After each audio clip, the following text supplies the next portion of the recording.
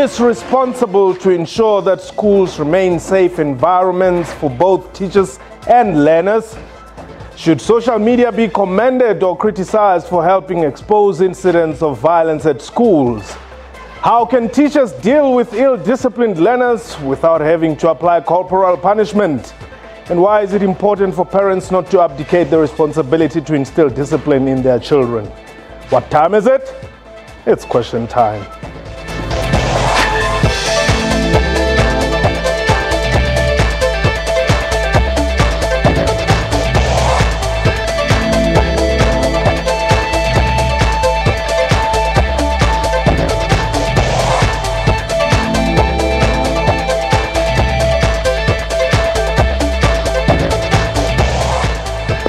And welcome to the show. My name is Motshekga. Safety of teachers and learners at schools has become a cause for concern to the authorities.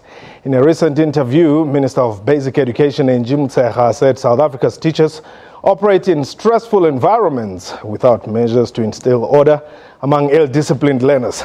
She indicated that the department approved protocols which outline processes that need to be followed when violence and ill-discipline occur at schools. For its part, the South African Democratic Teachers Union, SATU, says discipline does not begin at school. The union says parents should create the foundation by instilling discipline in their children. This will make it easier for teachers to discipline them. This, with corporal punishment having been declared illegal 20 years ago.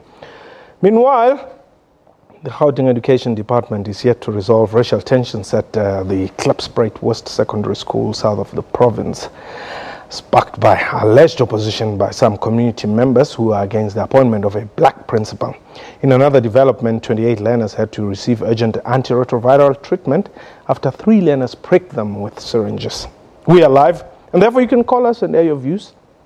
Numbers to dial 089-1104-210. And our international number +2789 1104 Twitter handle at question time 24. My guest today in studio, Nomusa Tembi, who is the media officer of the South African Democratic Teachers Union, SATU. That is Steve Mavona speaks on behalf of the Gauteng Education Department. And from our Hatfield studios, Paseka Njobe, who is the Director of School Safety at the Department of Basic Education. Let me welcome you all. Maybe let me just start with you. As SATU, I mean, I've seen your concerns, and some reports saying at least 20% of South African teachers feel unsafe at schools. Yes, it is true. The issue of safety in schools is quite a concern, not only for teachers but for the learners as well. Yes, we make a noise because we are teachers, but as teachers we are parents too. We are also concerned about our learners, because security comes. You'll find that learners are not they are violent against each other. There are violence to the teachers, and there's violence that comes from the communities that come into the schools. So both the learners and the teachers feel unsafe in schools. Well, let's talk to the man who's, in a way, dealing with these issues of safety at a national level. Paseka, let me welcome you to the show as well, and just bring you in here. What is the department's view? And let's talk about nationally. How much of a problem is this question of safety, both for learners and for teachers? Hi, thanks, Mpo, and the colleagues in the studio, Sis Nomsa and Opa. We are aware that the matters of school violence or safety are not new. The only thing that we appreciate that is now beginning to happen is the rate of reporting that is obtaining. And national is not on its own an observer. We, through and with provinces, have gone through several kind of interventions, and the trade unions and many stakeholders, we are grappling with the matters, and as you would be aware later, we'll speak to those interventions and means that we are putting in place to support and ensure that both educators and learners and together with parents, we can stem this tide. Well, here in Gauteng, social media, I don't know whether we should blame it or we should be grateful that it is exposing these things. I don't want to say the majority of these incidents are happening in Gauteng, but your MEC seem to be busy. Definitely. I think we must not blame social media. We need to embrace it. I think people feel probably comfortable to utilize social media. Maybe they feel not comfortable to maybe approach us, but we will encourage them to come to us, because we're not only relying on social media. If you report to us, we'll definitely act. But they seem to be comfortable in reporting in the social media. It's the broader church of communication. So we welcome it, and we will always make sure that we take decisive action. Any matter that is put on the table, we act decisively and make sure that we come back and report on what is it that we have done, and encourage people to report more on any incident, because some of these incidences, if it wasn't for capturing in the social media, would have been aware. Like for instance, the recent one which occurred in a bus, which is quite a sad one, where a learner who's disabled or with disability has been severely abused.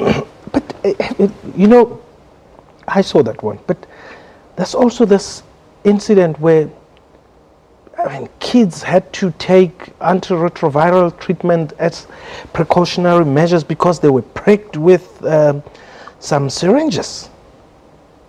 Well, that one, when on the face of it, when you're looking at the type of syringes that we are talking about, you will have a sense that probably the child did not even know what is it, because it's not a normal one that you will see that there's a needle there. The needle is hidden, so probably they then had to experiment, you know, play doctor, and unfortunately they were harming, you know, other learners, and which we acted very swiftly by making sure that we call upon parents to say, rush your children to the medical practitioners. They need to be attended to as a precautionary measure. But we took all these syringes to the laboratories for necessary testing, so that in the event there's contamination, we will know. If there's nothing, we will also know, and allay fears, you know, of parents, because parents are worried on what is it that might be happening. But the precautionary measure, that one of ARVs and prophylaxis, I think it was a good one, though the negativity of it is that some of them are reacting negatively, you know, that they are vomiting and some are not feeling very well. But as a precaution, we think it was a wise move. Okay, let's take, is it Makwa in the VA? Mr. Mpongo Makwa. Oh, okay, Dada. Man, Mpolendo say kage kakhulu. Imbi Dada. Imbi Dada lento ene ikake uhulumende ekhona eyijongile. Akhonto ayenzile uhulumende nalo chepe ehlela lapha ecam kwakho sefana incokola nje ngenxa yomsebenzi. Lento esezikolweni is out of hand Dada. Akusana ndlela engancedwa ngayo, sokufana kuba ngoku kufana kufakwe ama-security ezikolweni ngoba ama-teacher ayabethwa. But kuzawufundwa njani taTmakwa xa sekukho onogada esikolweni? Kaloku isikolo yindawo yokufundela man. Andale Dada, indawo yokufundela kufanele kuba ibe indawo ekhuselekileyo. Kodwa ke abantwana bethu baphumile elayinini, total out. Akusekho nto ezawuncendwa ngokufanele ingathi ngoku kungathi kuqiniswa isandla esi urhulumente angasiqinisanga ukusuka kule 20 years esivela kuyo. Ngikuve kahle taTmakwa uyandiva Tata. Kunesikolo apha eVanderbijl, ndingumntu walapha eVanderbijl. All right. Kunesikolo apha sibizwa uKarel Divet. Abantwana bakhona baphumile emgceni Tata. Hayi umamele ke lo le chap ubothetha ngayo imamele. Faneke ngoku kwaso sikolo sokuze kuqashwe onogada abantwana mabaphuma kwenye iperiod abasayi kwenye class ngoku sebenza igroup zabo zobutsotsi faneke baqhutywe zezi security babangene eziclassini. Ndikuvile tata, ndikuvile mandive bana bazawuthini ke ababandwe. Phela phuma bona. Hey. Can I Yes. Thank you, Dad. Yeah, quickly. Look, the issue of parenting is quite important here. I mean, we can't abdicate responsibility and say, you know, educators will then be parents.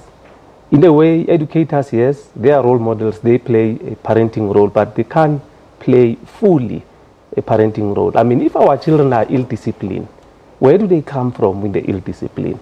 What are we doing as parents to make sure that our children are not disciplined? Okay. Because where will we find a learner who want to assault an educator? But what is your recourse as an educator? There's very little that we can do. That's why we are frustrated, because these things happen. You are there at school. There is insecurity there to protect you whilst these learners do this. That's why we are saying, I agree with my colleague to say parents need to play their role in this. Dr. Basaka, what is the department saying here? Because it would appear if a teacher was to assault a learner, there's a whole lot of, I don't want to say hoo-ha, but there's a whole lot of attention to that. Whereas when teachers are assaulted, we don't even get to hear, are the learners suspended or what? But if it was a teacher, some video clip of a teacher who was seen assaulting or, you know, administering corporal punishment, gee. Like Steve has already indicated, the role of parents is very central. You would realize that the reason of the hoo-ha is that always it's a power issue, that an educator is seen as a parent, in local parentees is a guardian. That does not say that the pain that educators are suffering, for instance, on the side of the department, we're celebrating that. In partnership with the educators, we are looking into those alternatives to corporal punishment, such that we secure the professionalism of educators, that they be on the safe side of the fence, so that when then we have to deal with matters of ill discipline, it is easier when you deal with the learners. So at this stage, the department is on the road, ensuring that those positive behavior intervention systems are put in place, educators are trained and professionalized. We today had a discussion at the National Department. We want also to approach the universities that right from the initial teacher education, there's got to be modules, there've got to be programs that are now empowering educators right from the initial. Currently, we are chasing the processes at a preset. But indeed, this matter that Mabona is referring to, that the school is a microcosm. It is the mirror of a community where the people exist. If the community is unstable, if the parents don't play their roles, it spills over into the schools. Okay. Gangsterisms, substance abuse, weapons, where do they come from? They come from the community. Drugs, who sells them? All right. So all what we're saying as the department is that all the role players have got to come to the center. Okay, let's go to Port Shepstone. I'm not able to get the name very clearly there. Hello? Yes, welcome. Hello, oh, Nalraj. N-A-L-R-A-J, yes. Oh, okay. Sorry, I didn't hear it very well. Welcome, Nalraj. Thank you, and to your guest. Oh, my concern is, why is there no life orientation in these schools?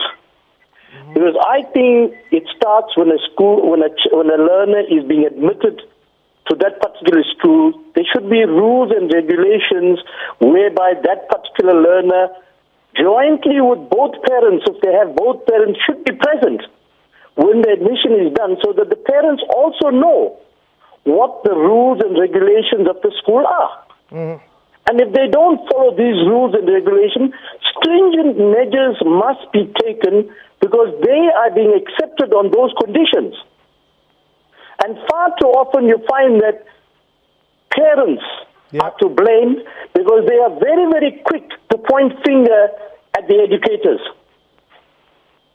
That is why, I mean, previously when there was a corporal punishment, we never had all this in school.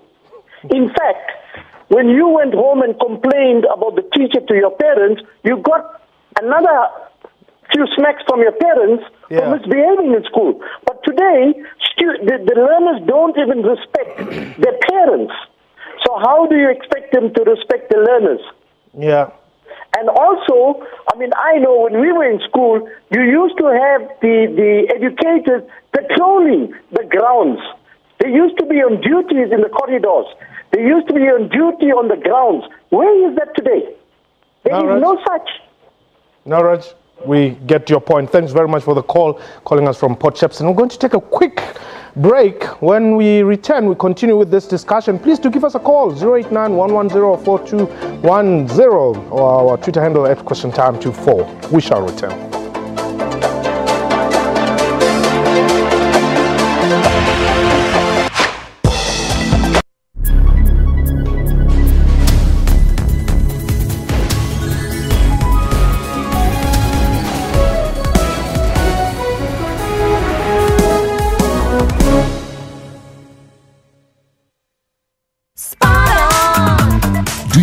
A funeral policy. No matter the sacrifices you've made or the hours you've worked, you can't always say yes. AVBOB's Cashback Funeral Plan not only provides funeral insurance for your family, but also helps you to say yes to life's little extras more often. Because for every 5 claim-free years, you'll get your 5th year's premiums based on your monthly premium value paid back in cash. SMS cash to 41790 and we'll call you. AVBOB, we're here for you. SMS cash to 41790 and AVBOB will contact you.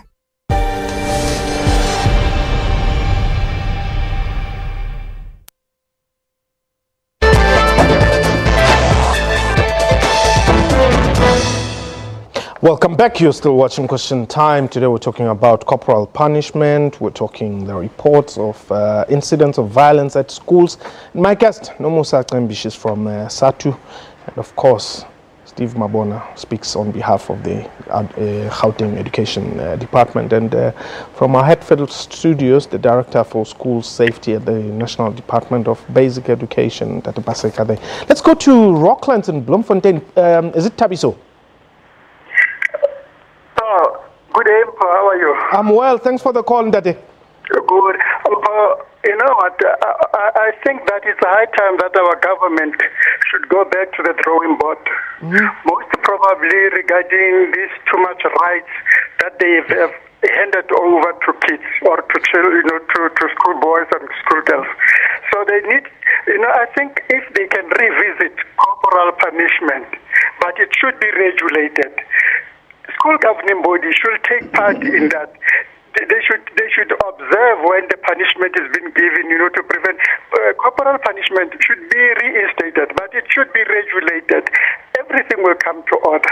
You can't just leave everything loose, without discipline, without anything, just like that, as if maybe, no, that's not right. Thank you. All right, thanks very much. Tabiso, they're calling us from Bloemfontein. Well, the return of corporal punishment is out of the way because it's illegal and it's outlawed. It's outlawed, and we can't even entertain it. How do you regulate assaulting people? How do you regulate that? Because it's a criminal element. But let me go back to the code of conduct. The participation of parents in drafting of the code of conduct, because code of conduct indicate on how must we behave in a schooling environment. So if parents participate there and say, probably our code of conduct has been accommodating, children who were behaving very well probably in the olden days, now these ones, they are not behaving very well. How do we make sure that we instill discipline, making sure that our code of conduct talks to the current situation? Okay. Because that's where we see that we are probably lagging behind in the participation of parents, which is quite key. On the issue of corporal punishment, what is amazing is that it's been known for more than 20 years that corporal punishment was outlawed. Yeah. But what we find in our schools is that, you know, whenever you bring the parent in to say, you know, your child has done this, this child should be disciplined, the parents are the first ones to say, you know, beat my child and all. And we say parents should be central in disciplining their children. They are the first ones to say, teacher, you can do whatever you like. I've had enough of this child. We are not there for that. Parents should learn that they should be the ones to instill discipline. Dr. Pasaka, is it not perhaps time that you listen to the parents then who are saying bring back corporal punishment?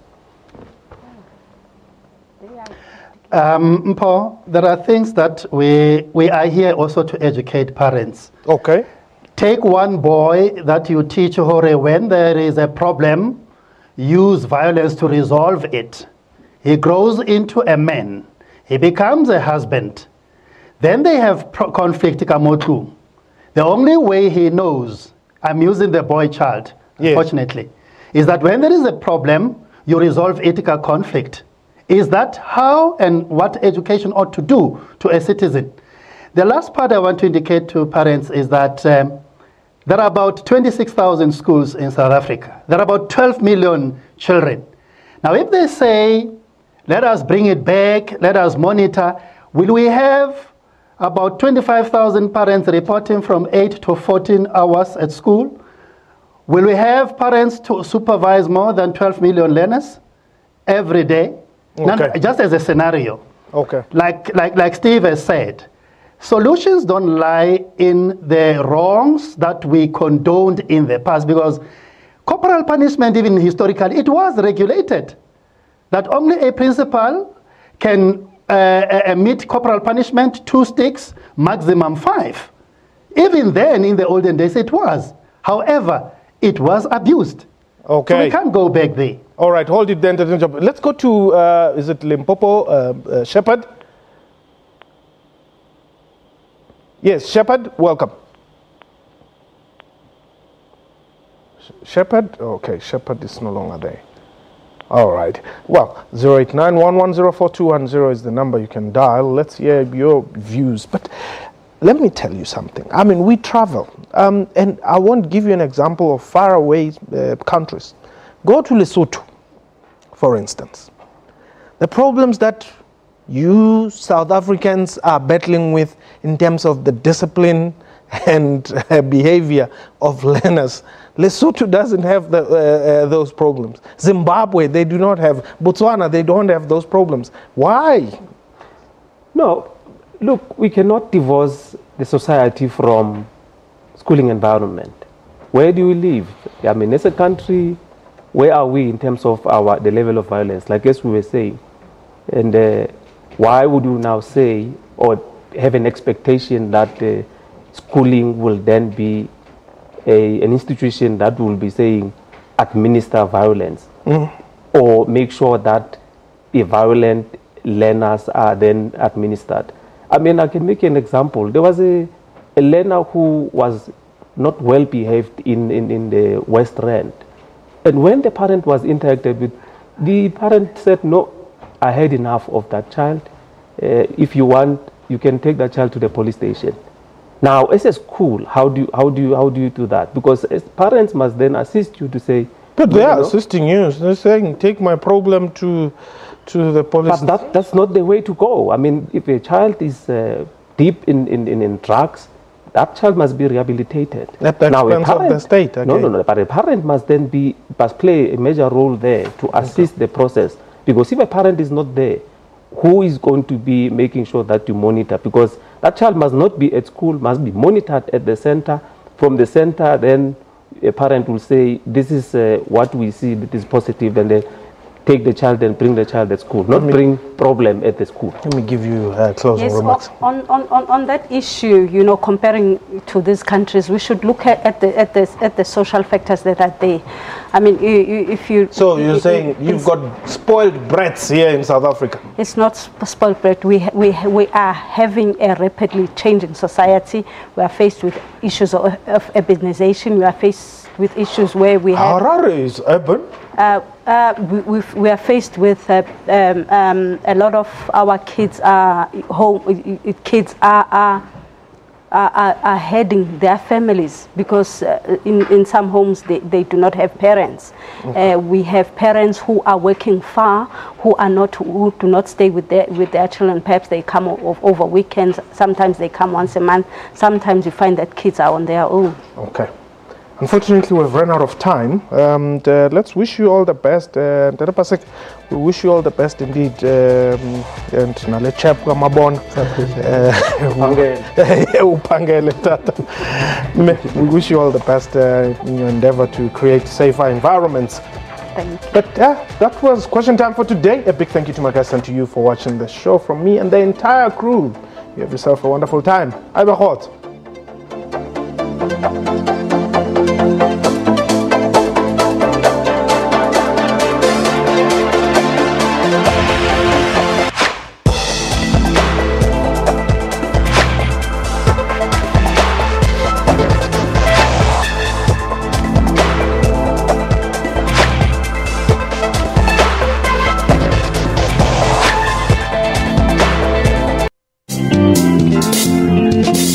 After a horrific accident, major questions were asked. So step one, I asked myself, do I really want to die? And my answer to that was, I'm not sure. And then step two was, do I want my parents to bury me? And the answer to that was no. Learning kept his brain in full action on how the brain works. When I was in hospital, right, as I was saying, to catch up with my peers, I started to become obsessed with memory techniques and how the brain works and how we retain information. Touching lives is his continuous mission. I now work for a non-profit where we deal with access issues regarding kids with disabilities and persons with disability. We're busy working on beach access. Being wheelchair-bound did not stop fun in his life. I party in a wheelchair, I laugh in a wheelchair, I smile in a wheelchair. For all your uplifting stories, catch Bupilong every Friday.